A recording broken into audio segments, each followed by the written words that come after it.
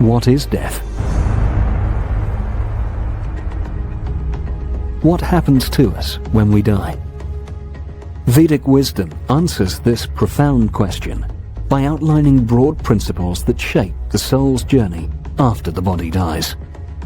The 3 stages of the soul's post-mortem journey also establish the process of reincarnation. The soul leaves the present body. It travels to the location of its next body, and then it enters the next body. According to this model, the soul is concealed by our physical body, which is referred to as the gross material body, and a subtle body, which consists of the mind, the intelligence, and the ego. One of the great contributions of a text like the Bhagavad Gita and more largely schools of Sankhya and Yoga, and this would include Nyaya as well, is that there's 3 distinct things that they recognize. There's the gross physical world, and that would include the physical body. That's the visible physical body. This is something we call material. It's part of Prakriti, material nature. Its definition being that it's always in a state of transformation and flux. It's moving.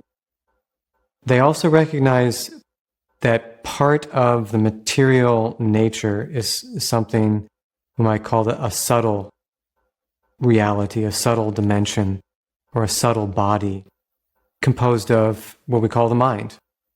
And this mind has different components to it. And the third thing that they recognize, and I do believe this is not something that's widely discussed in Western philosophy and theology, and therefore not discussed in Western science, is that they recognize consciousness as entirely separate from that. So you've got a gross physical body, the visible body. You've got the more subjective component of the mind. And then you've got a third thing called consciousness, or the Atman, or the Purusha. And the first 2 are entirely material. They are not considered to be part of the soul or the self at all. The soul is completely separable from both the mind and the body. And it can exist independently of them. The subtle body is the medium through which the soul interacts with the gross body and the world outside. It is a repository of our past experiences and is responsible for making decisions on the basis of loss and gain. It also makes us believe that all we are is this body and not the soul. Can this relationship between the consciousness, the soul, and the body offer a potential explanation for the baffling phenomenon of near-death experiences and past life memories?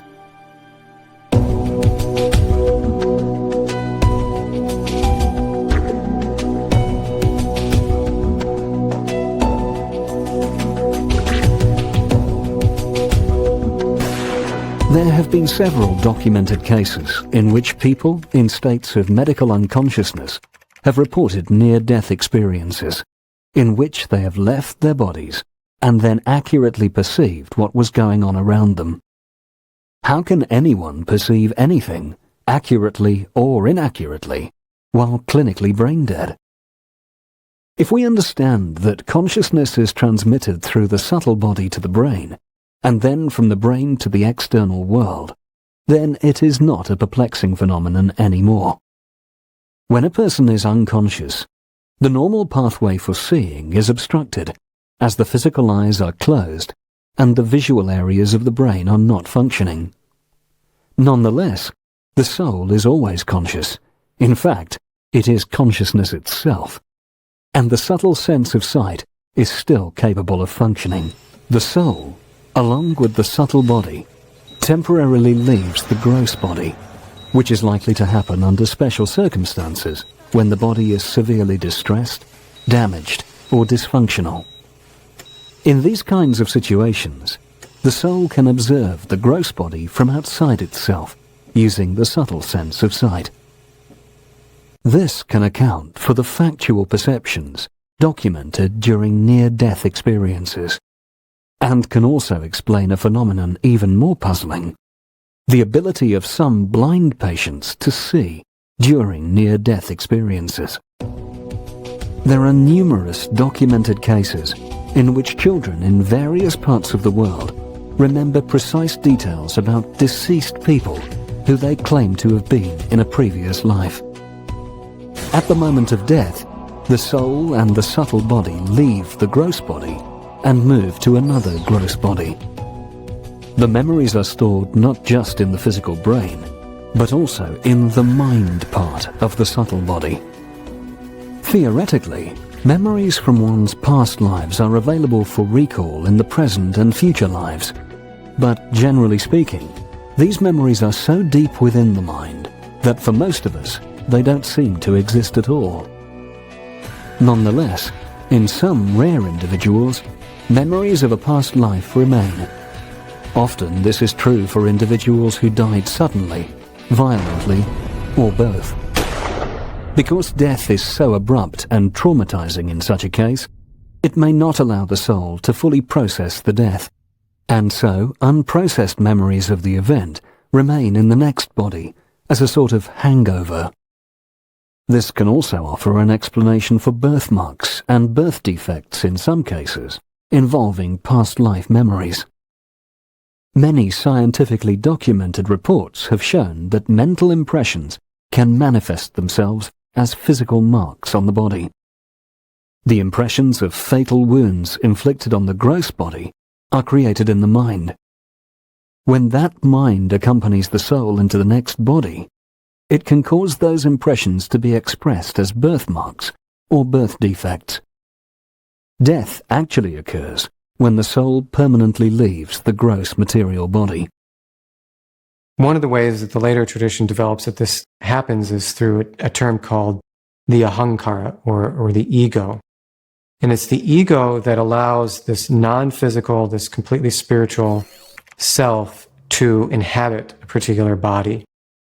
The ego is what it ties the non-physical soul to the mental and the physical bodies. In a text like the Bhagavata Purana, it's described as a knot. It's what causes the connection between the non-physical self and the mental and the physical.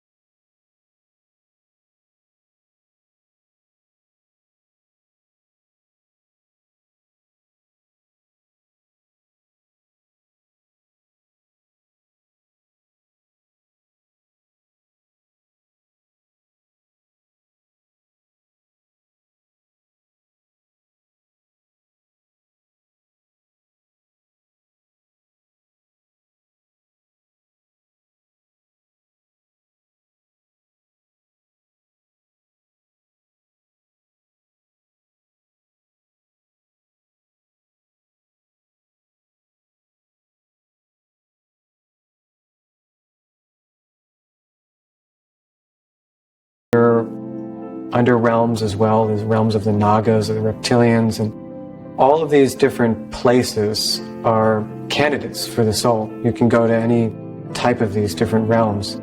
And so you get these very elaborate and detailed descriptions about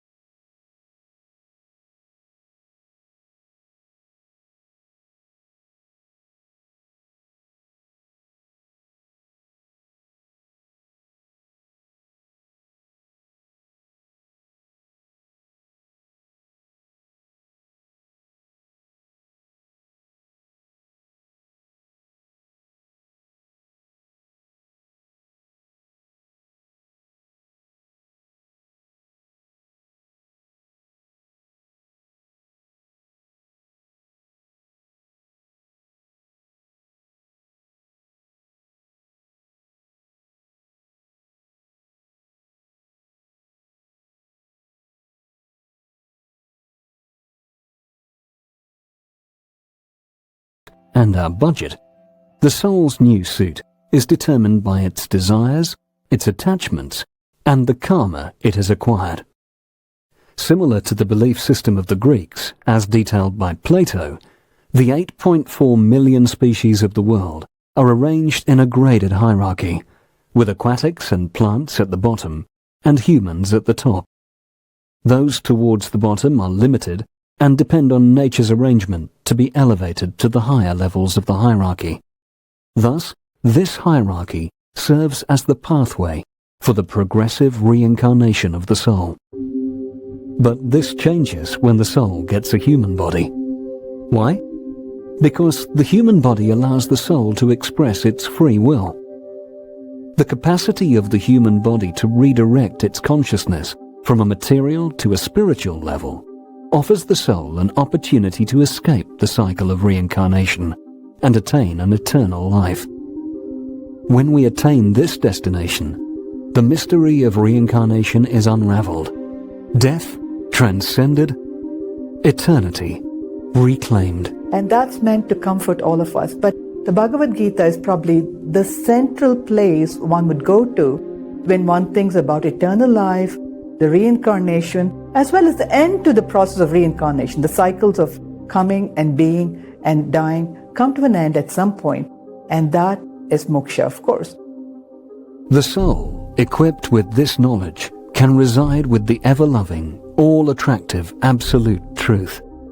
This is the final destination of the soul.